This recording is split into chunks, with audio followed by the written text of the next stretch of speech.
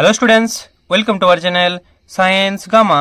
এখন তোমাদের ক্লাস 10 তথা মাধ্যমিকের রায় ও মার্টিন প্রশ্নবিচিত্রা 2025 তোমাদের এখানে ভৌত বিজ্ঞানের যে চ্যাপ্টার ওয়াইজ সাজেশনগুলো দেওয়া হয়েছে ভলিউম 2 এ, তার দেখো 4.2 মানে 4 ইউনিটের তাপ থেকে 4.2 এর তাপের পরিবহন, পেজ নাম্বার 790।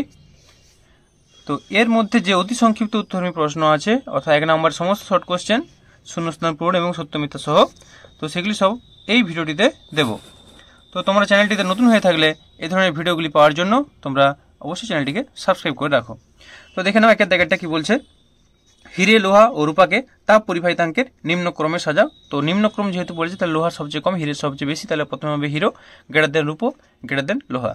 তারপর 2 নম্বর কোশ্চেন, কোনো পরিবাহীর বেধ এবং প্রস্থচ্ছেদের ক্ষেত্রফল অপরিবর্তিত থাকলে ওই পরিবাহীর তাপীয় রোধ এবং তাপ পরিবাহিতার মধ্যে সম্পর্ক কি?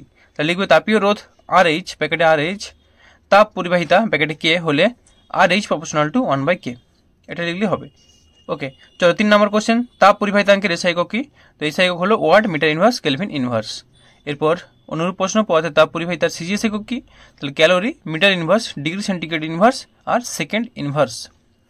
এরপর 4 নম্বর প্রশ্ন, একটি অধাতুর নাম লেখো যেটি তাপের সুপরিবাহী। অ্যান্সার হবে গ্রাফাইট।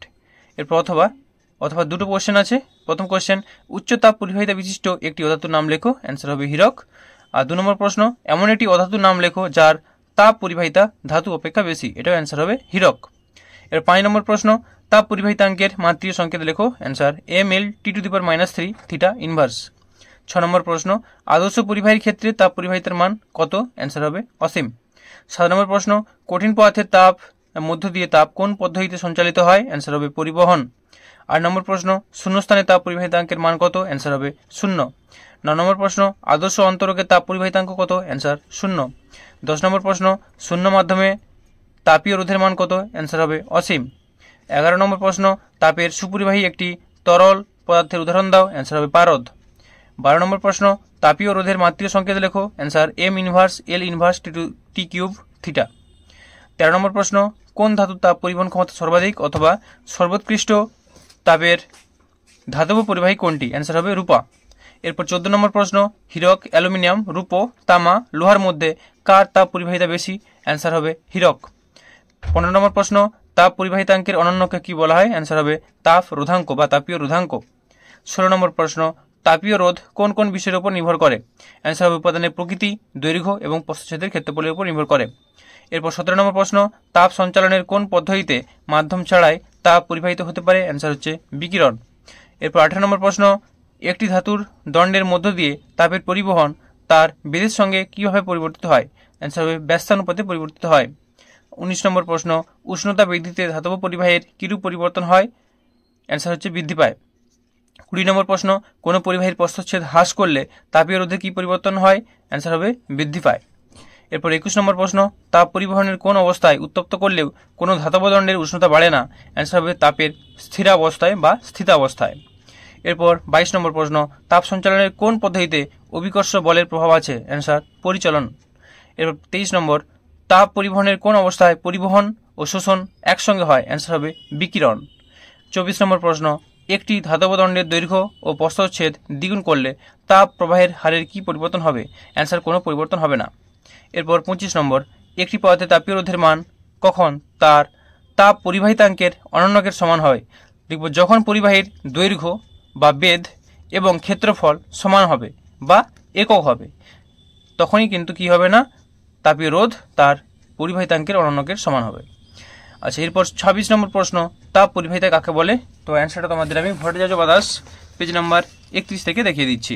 তাহলে লিখবে একক বেধ এবং একক প্রস্থচ্ছেদের ক্ষেত্রফল বিশিষ্ট কোনো পদার্থের একটি ফলকের দুই বিপরীত পৃষ্ঠের উষ্ণতার পার্থক্য 1 ডিগ্রি হলে বা একক হলে উষ্ণতার স্থিতাবস্থায় ওই ফলকের এক পৃষ্ঠ থেকে অপর পৃষ্ঠে লম্বভাবে প্রতি একক সময়ে যে পরিমাণ তাপ প্রবাহিত হয় তাকে ওই পদার্থের তাপ পরিবাহিতা বা তাপ পরিবাহিতাঙ্ক বলে। এটি হলো অ্যান্সার।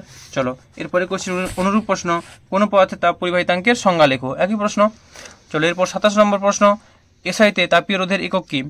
আর বলছে অনুরূপ প্রশ্ন, কেলভিন ওয়াট ইনভার্স কোন ভৌত রাশির একক? তাহলে দেখো এর প্রশ্নের অ্যান্সার এখানে দেওয়া আছে। তাহলে এসআইতে তাপীয় রোধের একক হলো কেলভিন ওয়াট ইনভার্স।